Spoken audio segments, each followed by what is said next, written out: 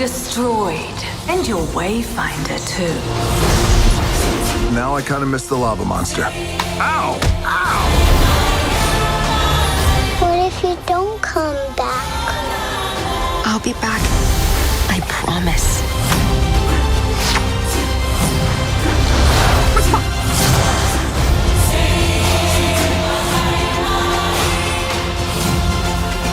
Moana 2, I went and saw it this weekend. If you don't know, really enjoyed the original film. I remember leaving that theater, going and seeing that the first time and being like, wow, this was amazing.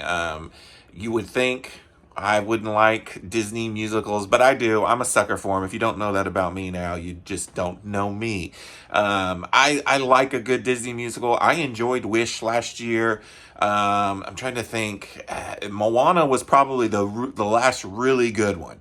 And that was what, 2016, 2015. It's been a while. This one, there's a lot of stuff in the background of this movie that I don't know if most people know about. This was originally a Disney Plus series, and Bob Iger, supposedly, this is how it went. He saw it and said, this is too good for Disney Plus. This needs to be a theatrical release. And then within a year's time span, they kind of fast-tracked this to the theater. They took parts that they had already completed. They brought in Dwayne Johnson and the original actress who played Moana. They did not get Lin-Manuel Miranda for the music. Key point there. And they turned it into theatrical release. Now, the cynic in most of us will think, well, this is clearly just a Disney money grab. And I would say, yes, probably that is what this was. Disney has not had the best of luck here lately. They've had some hits, but they've had a lot of misses. And I think they've realized Disney Plus, not quite the cash cow they thought it was going to be. And I don't think there's going to be a whole lot of these Disney Plus shows and movies straight to Disney Plus. I think they've realized their mistake on that. For me, I went into skeptical because I knew all this stuff going into it. And then I saw the reviews and they were kind of like, it's good, but it's not great. And that is mostly going to be my review. I enjoyed it. I don't think it's horrible. Or anything like that, but it doesn't even sniff the greatness of the original film. And there are times when I was like, man, we could have done better. And that's something that I was disappointed about, is like, there is stuff in here that I was like, oh, we could have fleshed this out more. We could have maybe spent a little more time. I think the fast tracking in this film probably did not help. The fact that they were trying to get this out, I guess, before the live action Moana. I really don't know why they were like in a rush to get this out.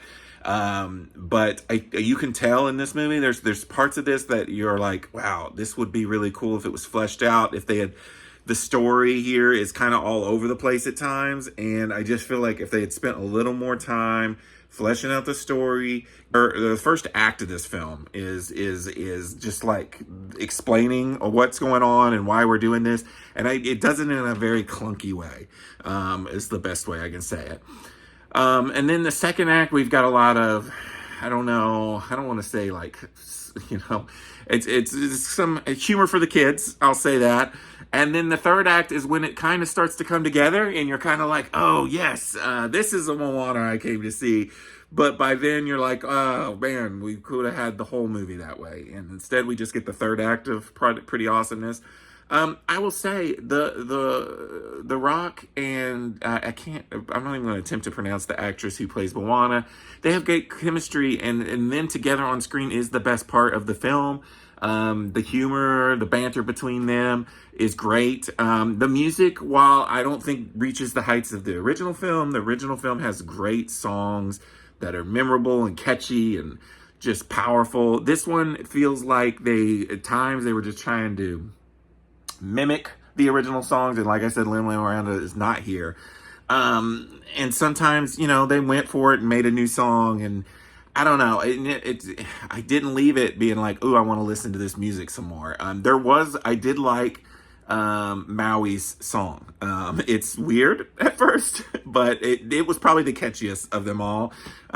And a lot of side characters, a lot of new characters. And this isn't just a Disney thing, but every animated movie, when you bring in a sequel, you're like, let's add 15 new side characters. I don't know why in the writer's room they think that's what we have to do. To me, it could only mean we want to sell more merchandise or something. I don't know, or have these characters do something. They seemed pointless and there for just no reason. And once again, it goes back to this, like, you had, like, Moana's sister. Like, she was cute and adorable. Like, we brought on the pig, okay? But we just, all these, her crewmates are just kind of pointless. I mean, like I said, though, I didn't hate it. I enjoyed it. The music was good enough. The story was okay. The end really hits. It's beautiful to look at. The animation is really nice. I do feel like some of the times, and maybe this is just me of just coming off of watching Arcane, some of the times the backgrounds and things seemed very generic and plain, or and purposefully that way. It's, once again, like, I feel like they fast-tracked this. And they're like, well, we could animate a beautiful background, or we could just fill the background with pink smoke, you know. And that's kind of, I feel like, happens in this movie, which is disappointing because, you know, Disney can make great animated movies. I mean, Wish last year, to me, was kind of better than this. It's like, it had better music. And so, and I know a lot of people don't like Wish, so I don't know. Like, I enjoyed it. I'll add it to the collection. But Disney, you can do so much better. I'm going to give Moana 2 a 3.5 out of 5. And until next time, this is Rainy Cage. Peace out.